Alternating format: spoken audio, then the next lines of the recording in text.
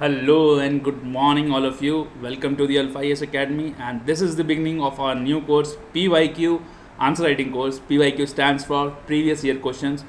इस सीरीज़ में हम लोगों का ऑब्जेक्टिव ये है कि हम आपको जनरल स्टडीज़ 1, 2, 3 और 4 का एक एक क्वेश्चन डिस्कस करके बताएंगे और मॉडल आंसर देंगे। अब वो मॉडल आंसर स्ट्रिक्टली 250 वर्ड्स में नहीं रखा गया है, उस डेलिबरेटली नहीं रखा गया। हमारी टीम का इस पर वाइड डिस्कशन हुआ कि रखना है या नहीं रखना है, बट क्योंकि हमें ये भी लगता है कि हम आपको जितना मटेरियल देंगे, अगर आपको 500 वर्ड का मटेरियल देंगे तो 250 वर्ड का तो याद रह ही जाएगा और आप लिख पाएंगे। ये कोई स्ट्रेट जैकेट आंसर नहीं है, इससे बेहतर आंसर भी हो सकता है।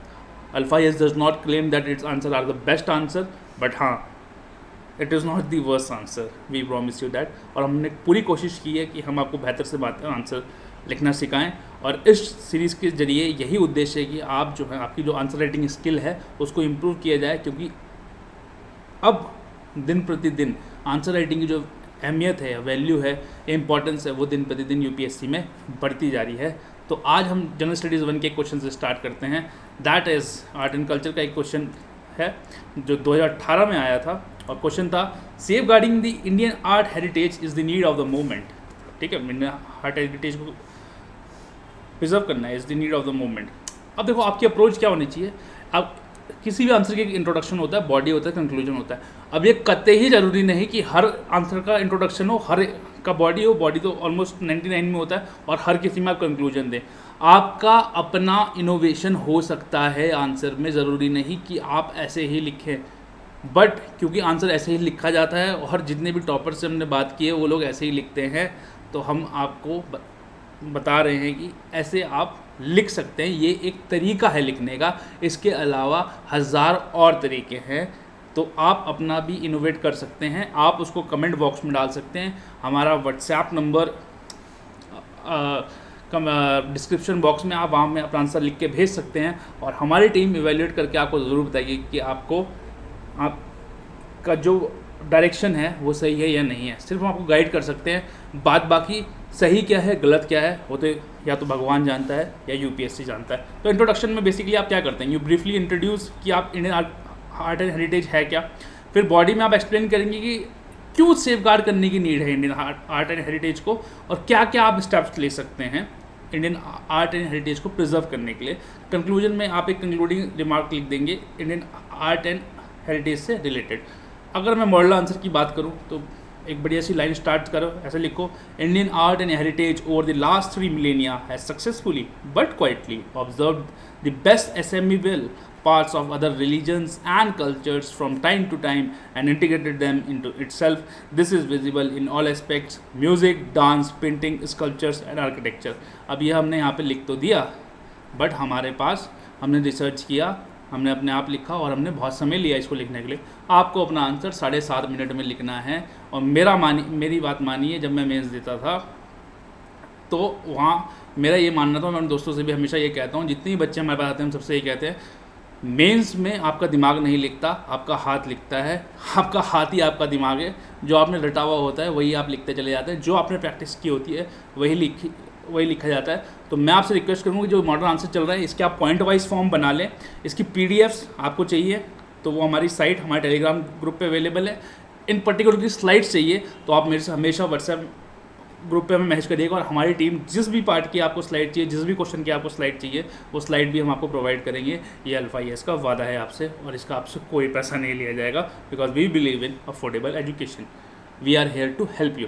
ठीक है, क्यों हमें सेफ गार्ड करना है, तो हम उसको पॉइंट वाइज फॉर्म में। अब ये भी एक डिबेट है कि भैया पॉइंट वाइज फॉर्म में लिखें या पैराग्राफ फॉर्म में लिखें, किसी में भी लिखें, बढ़िया लिखें।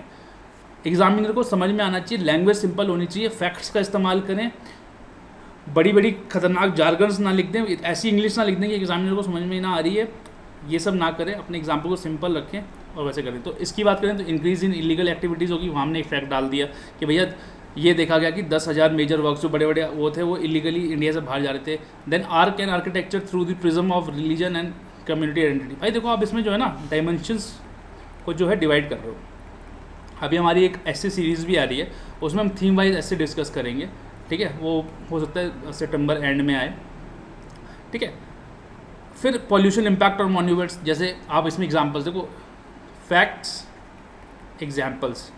आप ऐसा करो कि अगर आप ऑनलाइन बनाते हो नोट्स ठीक है, ऑफलाइन में GS 1 2 3 4 लिखो, वहाँ टॉपिक वाइज फैक्ट्स एग्जाम्पल्स। तो क्योंकि आपको याद करना है, और फैक्ट्स एग्जाम्पल आप किसी पर्टिकुलर आपको अपने हिसाब से फिट कर दें, ठीक है, उसको आप अपने हिसाब से फिट करोगे, हम नहीं बताएंगे कि वो कैसे फिट करना है। जैसे येलोइंग ऑफ मार्बल्स आप बायोडाइवर्सिटी में कर सकते हो, इन्वायरमेंट का क्वेश्चन आ जाए वहाँ पे आ जाए। आपने इंडियन को किन सोचा था हिस्ट्री में आप yellowing of walls due to acid rain of Taj Mahal को यहाँ पे फिट कर पाएंगे, तो उसको अपने हिसाब से आपको फिट करना है। Then natural and man made disaster are running Indian arc and architecture due to lack of disaster resilience, ठीक है। Then lack of skilled man power, अब जो जितनी भी स्किल्स थी, आज मैं बोलूँ कि ताजमहल बनाना है तो आज शायद हमारे पास वो स्किल सेट ही नहीं है कि ताजमहल बना पाएँ, मशीनों से बना देंगे, लेकिन वो हाथ की कारीगरी का जो मज़ा है वो हाथ में ही है, तो वो ठीक है। देन एनक्रोचमेंट है, आर्कियोलॉजिकल सर्वे ऑफ इंडिया की रिपोर्ट है कि 278 सेंट्रली प्रोटेक्टेड मॉन्यूमेंट्स में जो है इलीगल ऑक्यूपेंट्स हैं, एनक्रोचमेंट हो रही है, अनसस्टेनेबल टूरिज्म है, ग्लोबल इन्फ्लुएंस है, जैसे अब हमें नमस्ते करना चाहिए था, हम हाय और हेलो बोल रहे हैं,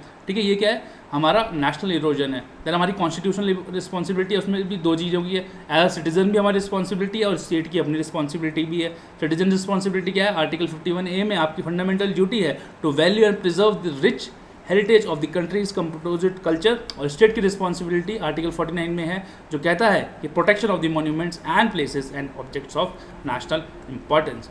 अब आप क्या क्या स्टेप्स ले सकते हैं, देखो अब ये मैंने आपको इतने पॉइंट्स बता तो दिए, इसमें तो आप 4-5 भी लिख के आओगे, इतने भी याद रख लोगे, रट लेना तो भी आपका काम चल जाएगा, ठीक है। कहीं कहीं पे रट्टाफिकेशन जरूरी होता है, कहीं कहीं पे इनोवेशन जरूरी होता है, तो ये सब जो है जब आप, और ये सब प्रैक्टिस से आएगा, जब आप प्रैक्टिस करते रहेंगे तो आप आ जाएगा, और उसके लिए हम आपकी हेल्प करने के लिए है ही हैं।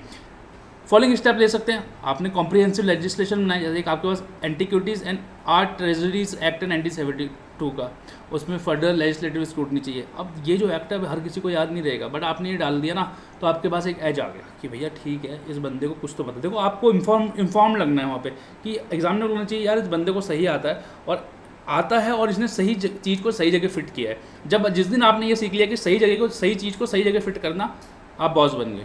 देन इफेक्टिव इंस्टीट्यूशंस की बात करें तो एक Indian institute of heritage and conservation बनाया गया था 2020 के बजट में, वो हेल्प कर सकता है। इंफ्रास्ट्रक्चर डेवलपमेंट की बात करें तो म्यूजियम्स होते हैं डिस्ट्रिक्ट लेवल पे, उनको प्रोटेक्ट कर सकते हैं फॉर एग्जांपल, और या सेटअप कर सकते हैं, जैसे ट्राइबल म्यूजियम्स बनाए गए झारखंड में। देन वेरियस स्कीम्स हैं, उसका नाम ले सकते हैं, जैसे प्रसाद, स्वदेश दर्शन, है ना, जिसमें वेरियस सर्किट्स हैं, Ek Bharat Shreshtha Bharat program, tribal hearts, geographical indication tag देते हो। इससे क्या है, इससे आपका क्या प्रमोट हो रहा है, आपका लोकल आर्ट एंड हेरिटेज ही तो प्रमोट हो रही है, जो आपका लोकल टैलेंट है वो प्रमोट हो रहा है। भाई मैं बोलता हूँ कि मैंने जो है किसी एक्स वैरायटी के मैंगो को जो कि लखनऊ में मिलता है उसको GI टैग दे दिया भैया, तो जैसे जिस दिन इसको TI टैग मिलेगा ना, एक तो इसकी रेट बढ़ जाएंगे मार्केट में, और जब भी आप लखनऊ जाएंगे तो ये ज़रूर खाएंगे, ठीक है।